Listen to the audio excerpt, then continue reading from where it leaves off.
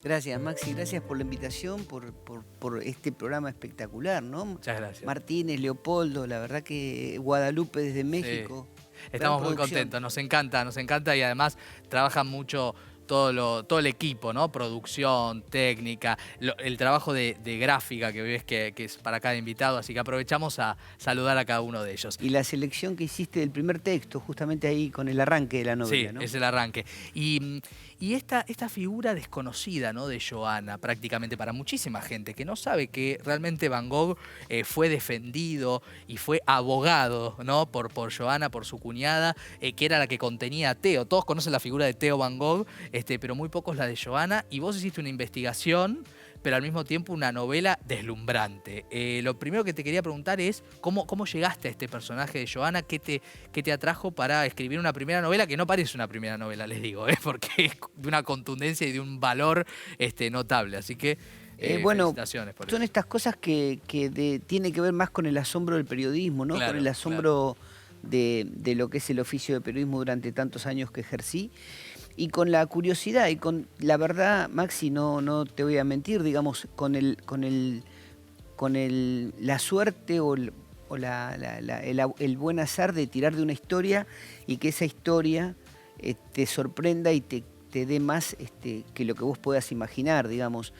Como vos decís, Maxi, yo creía que el legado de la obra de Vincent, todos sabíamos que Van Gogh vendió solo 2 cuadros en su vida Sí, y que había muerto en la pobreza o más o menos con cierta humildad, y creíamos que el lugar común parecería que era el Theo, el destinatario de las exacto, cartas, era el exacto, que había quedado con la obra. exacto. Sin embargo, Theo fue el descubrimiento que tuve en un viaje afuera, no importa los detalles tanto, pero sí, ahí en esa información me entero que Theo a los 6 meses había muerto de tristeza un poco por Sí, la melancolía del adiós de su hermano, y que quien se queda con la obra y con las cartas, quien edita las cartas, quien arma las primeras muestras de Van Gogh nunca había tenido una muestra individual, así es.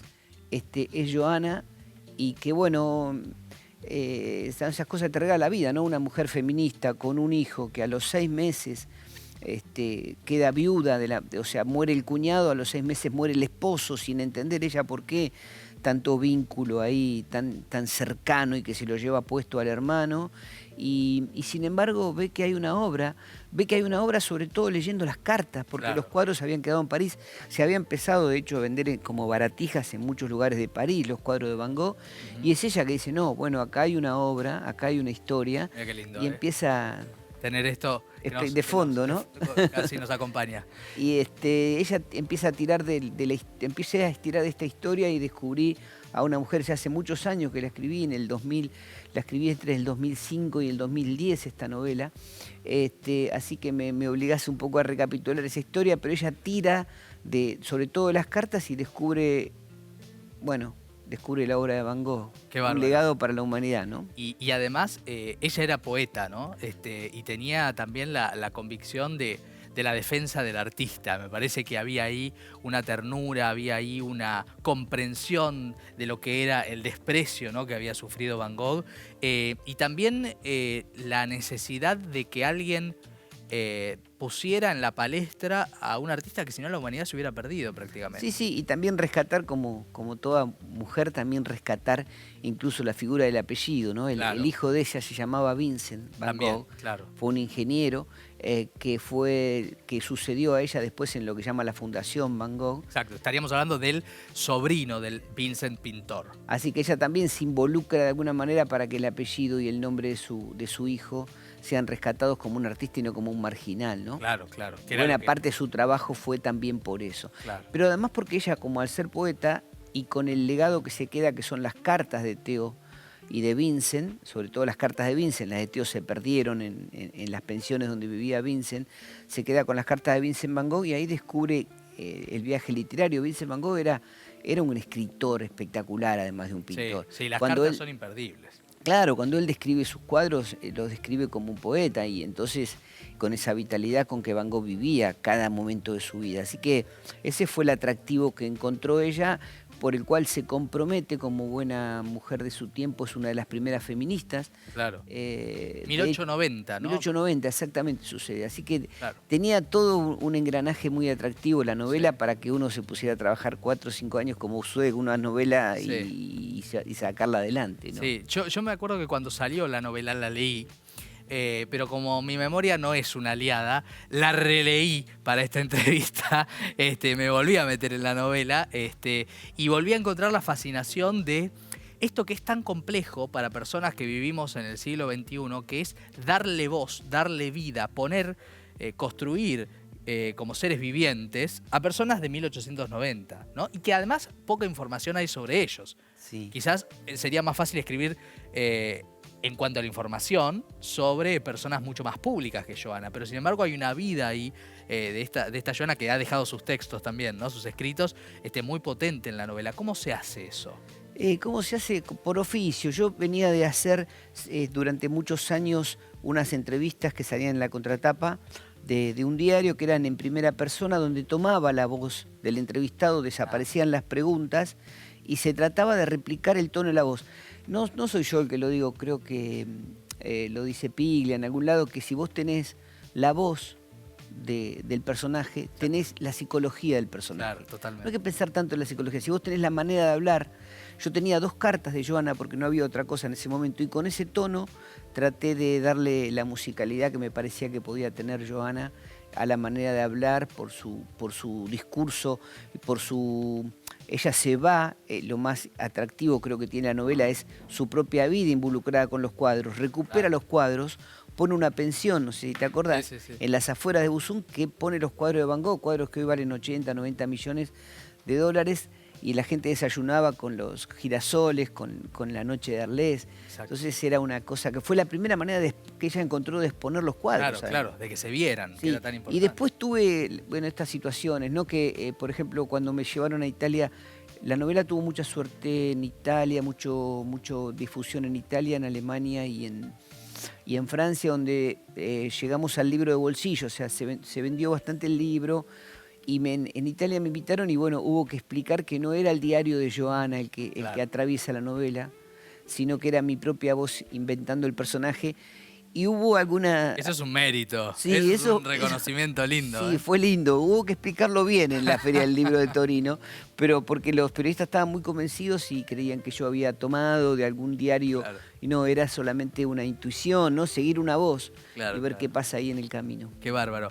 Y también, bueno, se cuenta, ¿no? En esta novela los detalles de la muerte de Van Gogh después del disparo, después de todo lo que a él le pasa, en ese lugar absolutamente inimaginable para muchos, ¿no? Que Auvers. sí, el Auberge Rabou, ¿no? Exacto. En Auvers-sous-Oise, que es un lugar asfixiante, un lugar chiquito, más chico que el espacio que estamos ocupando, y donde él muere y dice una frase muy particular, ¿no? Quisiera morir así, le dice al hermano, ¿no? Sí, que estaba yéndose lo más tranquilo, había dejado todo lo que yo creo que... después hubo algunos libros que atestiguaron que había otra versión respecto a la muerte de Vincent. Para mí Vincent lo llama, él niega que le avisen al hermano, o sea que él estaba muy decidido en dejarse ir, como que ya había, después de no sé si te acordás, los 2 últimos cuadros son los cuervos, ¿no? Los cuervos, entonces para mí ya después de eso es como que Vincent estaba, él sabía que empezaba a hacer una interferencia él mismo en sus cuadros, ¿no? Por su manera de acompañarlos, tenía más intensidad para pintar que para venir a un canal de televisión a hablar. Claro. Entonces, era el hacer permanentemente. Entonces, creo que me parece que cuando él en alguna parte sabía que cuando él no estuviera, los cuadros iban a pasar lo que pasó. A los 2 años, los cuadros de él llegan al Panorama de Ámsterdam. Cuando la primera muestra que organiza Joana son apenas 15 dibujos, no más que eso. No tenía plata para otra cosa. Claro. Y a los 2 años ya está en el Panorama de Ámsterdam. Todo ese acompañamiento lo hace Joana con 28 años, con un hijito de 8 meses en ese momento, a 2 años. O sea, es una novela que tenía el personaje que era muy rico, la verdad. Muy rico, sí. Además es bellísimo poder descubrir las historias de de los que hicieron que aquellos artistas que se habían muerto también por el desprecio de la sociedad de su tiempo pudieran tener su espacio definido. Igual también es verdad que Vincent Van Gogh no... yo traté en la novela de no darle tanto pie al mito del loco y del malditismo, ¿no? Porque recién hablaba con Jorge Bocanero, un poeta, sobre esa situación que suele ocurrir. Van Gogh sabía claramente el lugar que iba a ocupar, de alguna manera sabía el lugar que iba a ocupar en la pintura. Él le decía, de hecho Joana sigue los lineamientos que él traza de venta en sus propias cartas a Theo. Vende poco que vamos a llegar a los museos.